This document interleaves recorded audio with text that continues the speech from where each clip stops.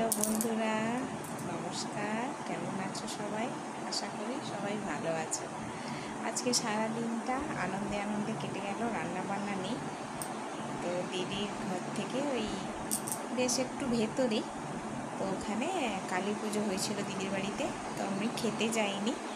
তো তোমাদের দাদার হাতে হচ্ছে তরকারি সব পাঠিয়েছে। তো আমার ছেলে আসবে দেরি করে, এই যে 3টে বাজে, ছেলে আসছে।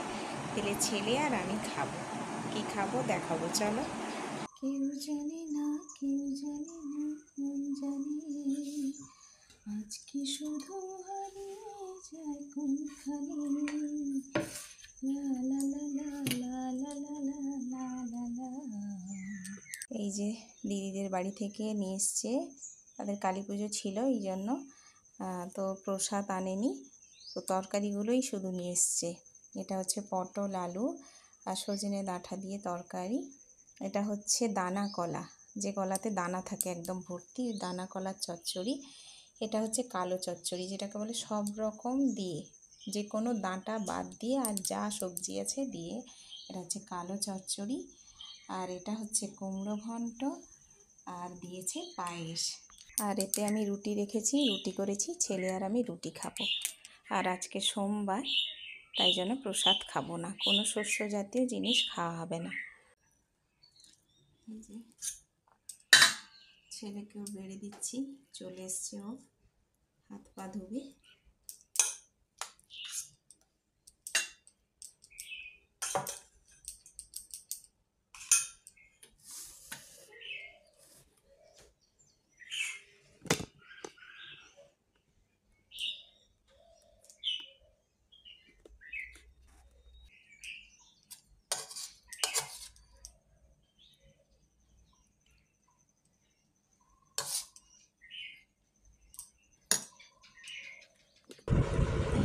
ছেলে চলে এসেছে, ছেলে আর আমি বসে পড়েছি।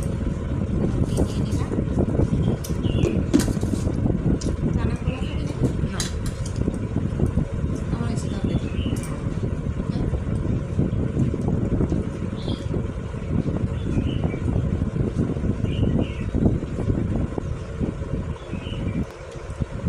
তো আমাদের তো অনেকটাই বেলা হয়ে গেল খেতে।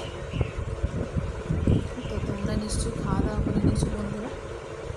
ছেলে আজকে স্কুল থেকে এসছে বলে খেয়েছি, দাদারা সবাই খেতে গেছিলো।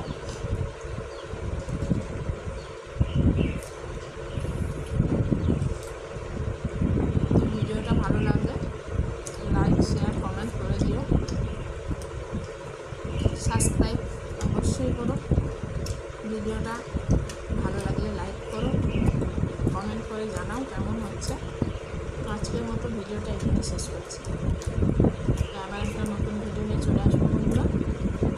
ততক্ষণে সুস্থ থেকো, ভালো থেকো। টাটা।